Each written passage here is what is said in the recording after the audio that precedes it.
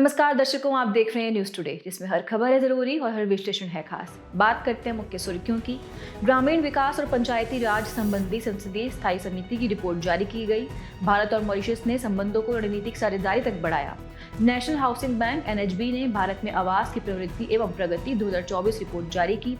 उपभोक्ता मामले, खाद्य और सार्वजनिक वितरण संबंधी संसदीय स्थायी समिति की रिपोर्ट 2024-25 जारी की गई। भारत संयुक्त राज्य अमेरिका को पीछे छोड़कर 2028 तक सबसे बड़ा Web3 डेवलपर कम्युनिटी बन सकता है।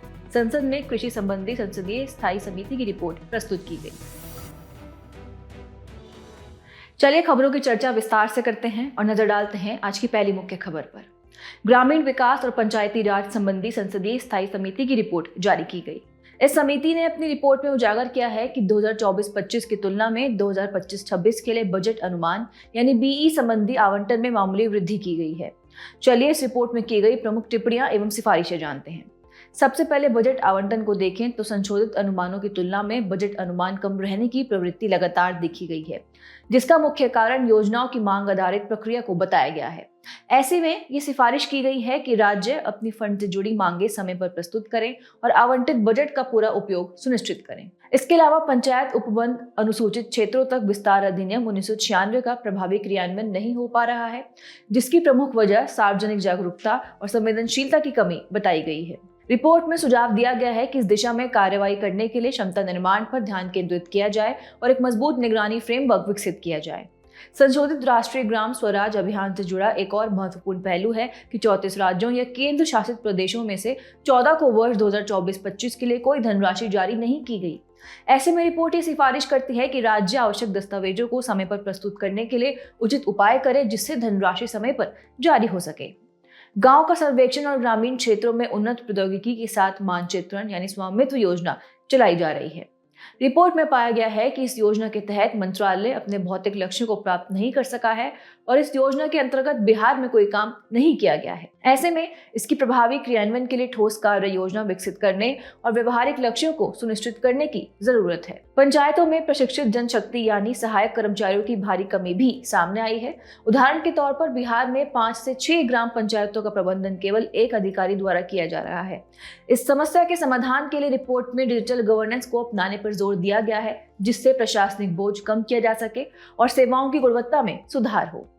अनुदान के प्रकारों पर भी रिपोर्ट ने महत्वपूर्ण टिप्पणियां दी हैं। इसमें कहा गया है कि वर्तमान में सशर्त यानी टाइड अनुदान यानी आवंटन के 60% का उपयोग केवल निर्धारित कार्यों और योजनाओं के लिए होता है, जबकि गैर सशर्त यानी अनटाइड अनुदान यानी आवंटन का 40% स्थानीय आवश्यकताओं को पूरा करने के लिए किया जाता है।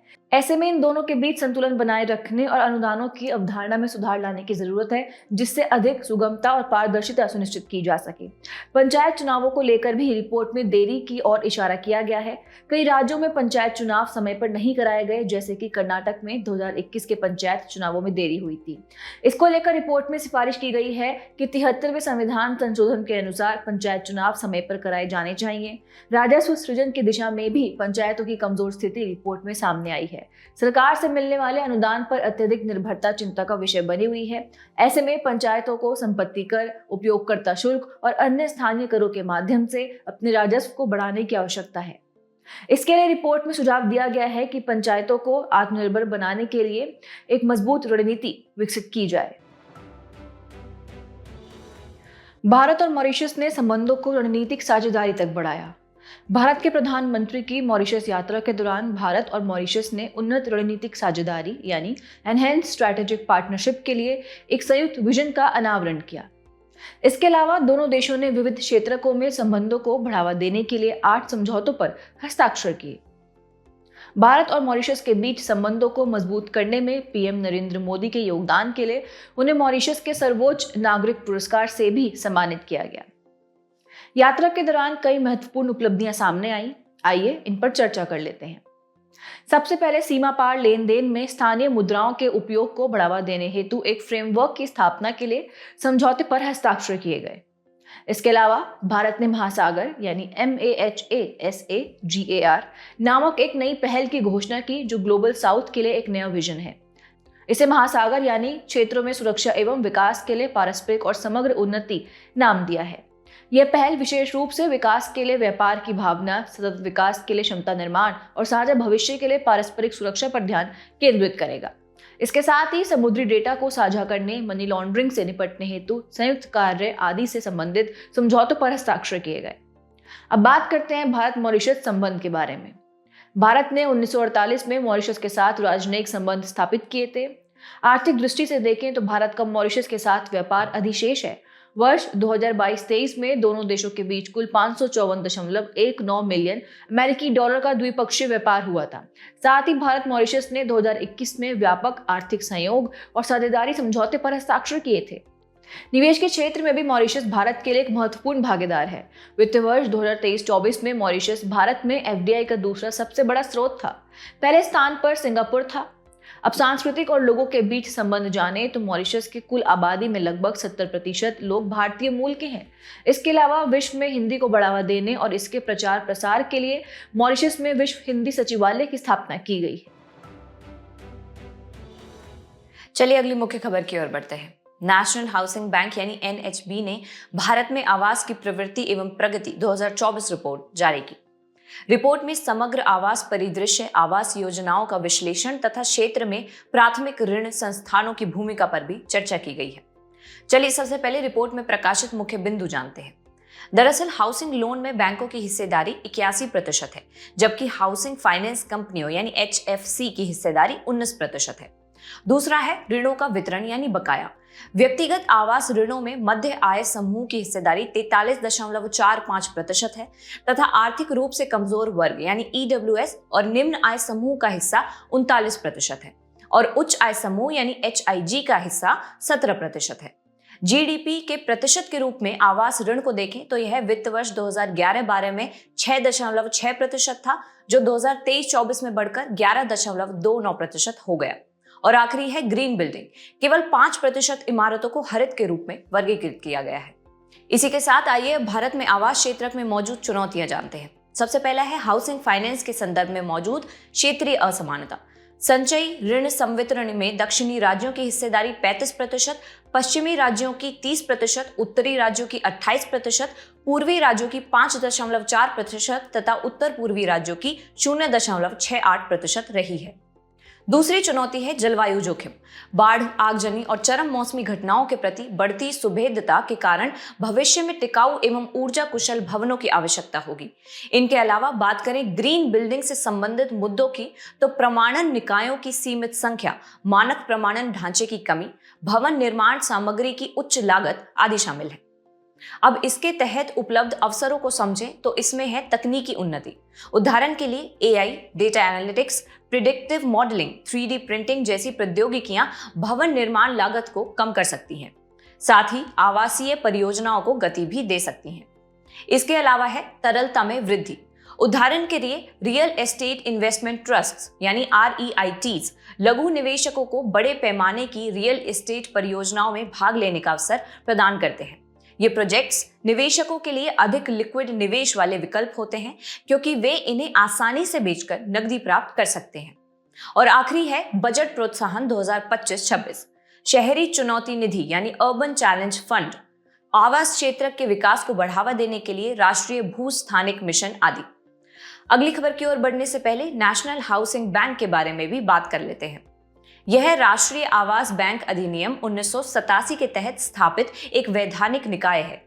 यह हाउसिंग फाइनेंस कंपनियों की निगरानी करता है।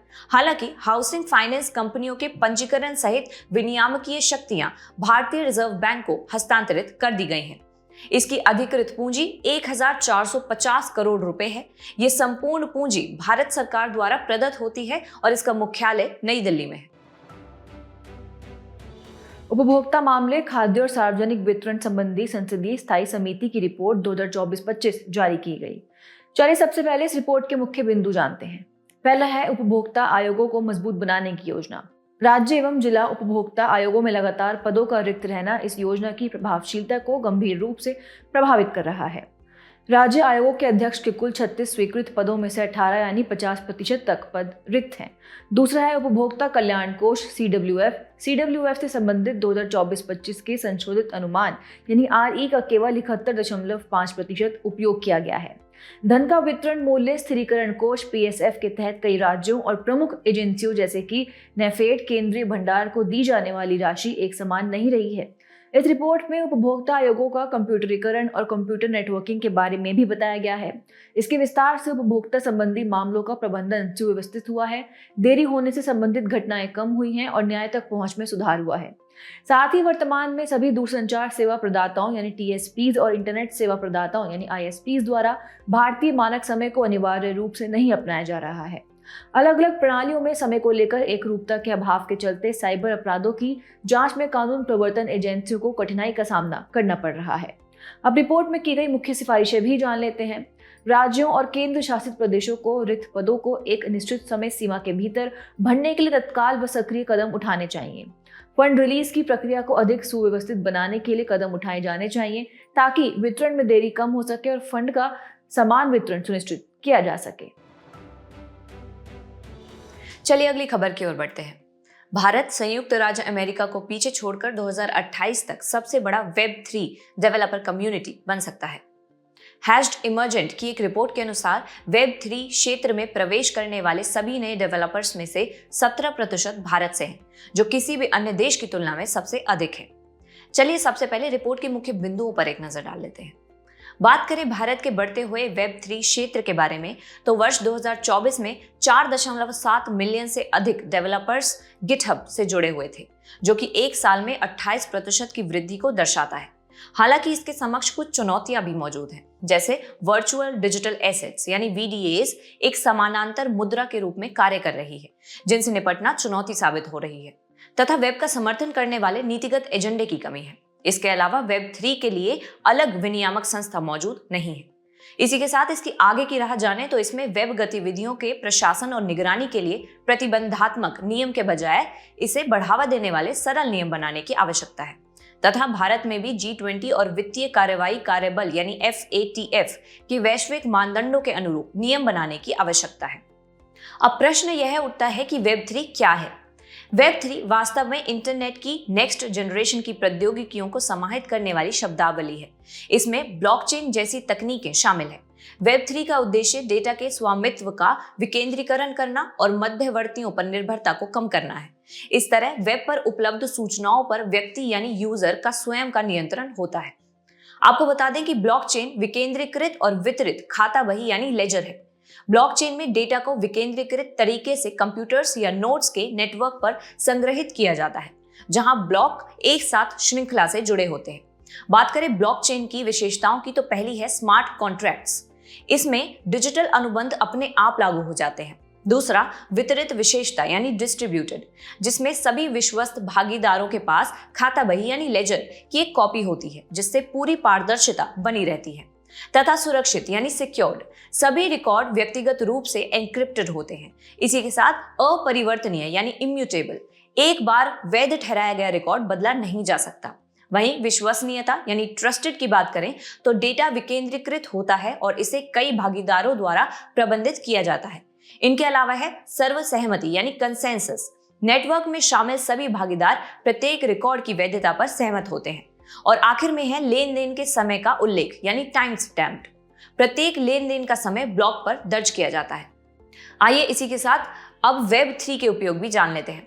इसका उपयोग NFTs यानी नॉन फंजिबल टोकन्स बनाने में, विकेंद्रीकृत वित्त पोषण यानी DeFi डिसेंट्रलाइज्ड फाइनेंस में, वास्तविक परिसंपत्तियों के टोकनाइजेशन में और स्मार्ट कॉन्ट्रैक्ट्स लागू करने आदि में किया जाता है। आपकी जानकारी के लिए बता दें कि सिमेंटिक वेब डेटा को लिंक करने में सक्षम बनाता है। इससे वेबसाइट, एप्लीकेशन और फाइलों के बीच बिना किसी बाधा के डेटा एकीकरण एवं सूचनाओं को साझा करना संभव होता है। चलिए बुलेटिन की आखिरी खबर की ओर बढ़ते हैं। संसद में कृषि संबंधी संसदीय स्थायी समिति की रिपोर्ट प्रस्तुत की गई।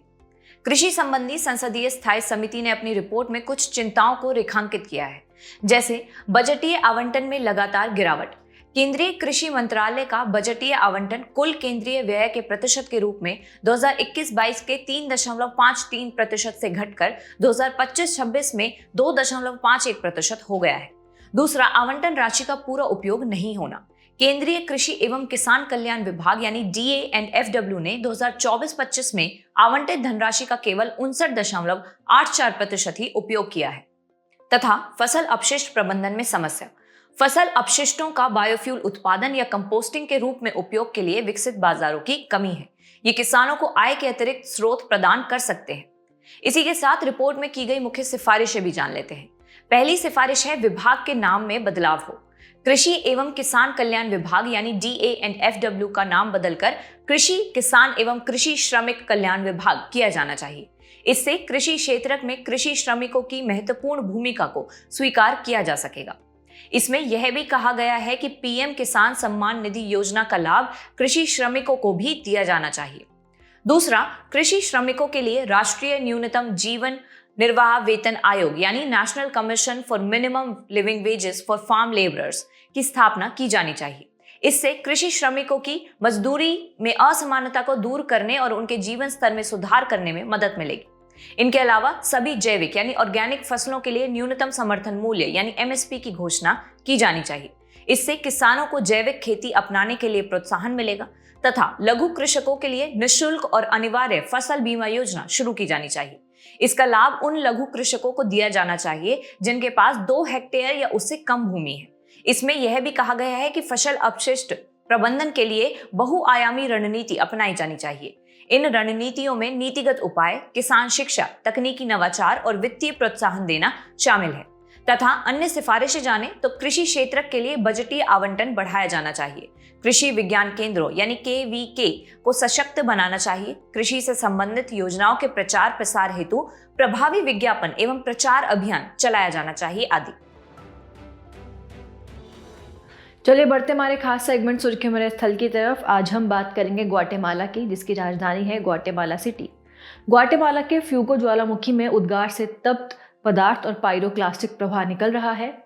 बात करें इस देश की भौगोलिक स्थिति की तो यह मध्य अमेरिका में स्थित है। इसके उत्तर में मैक्सिको, उत्तर पूर्व में बेलीज तथा दक्षिण में होंडुरास और अल साल्वाडोर स्थित है।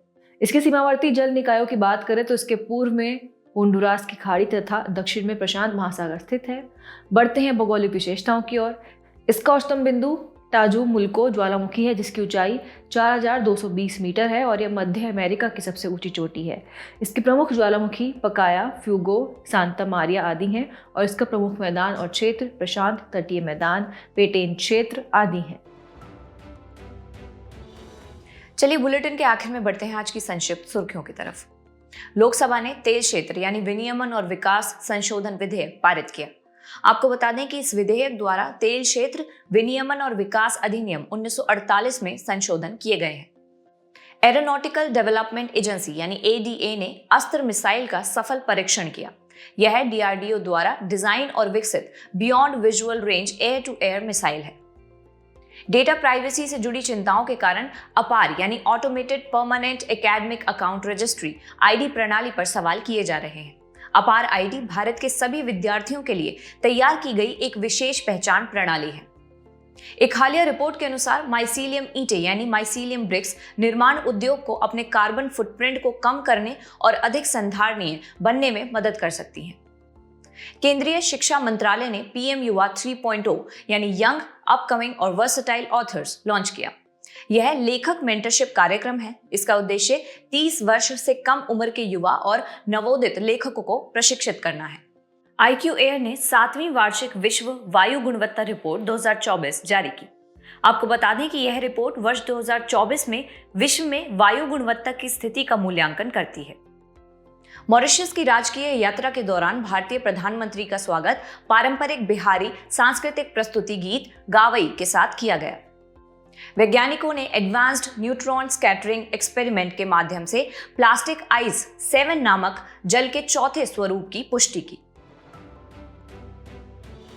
जाने से पहले आपकी समझ की परीक्षा के लिए डालते हैं एक नजर हमारे स्पेशल सेगमेंट प्रश्नोत्तरी पर।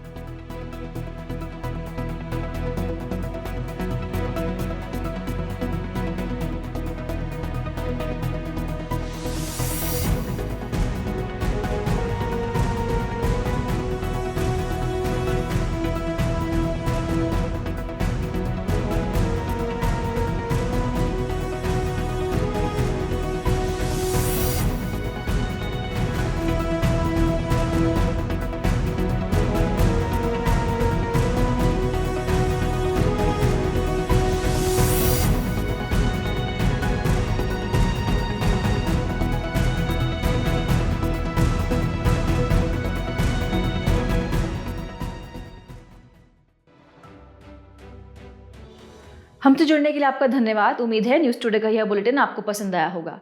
न्यूज़ टुडे की PDF को डाउनलोड करने के लिए और आज की क्विज के उत्तर के लिए डिस्क्रिप्शन में दिए गए लिंक्स पर क्लिक कीजिए।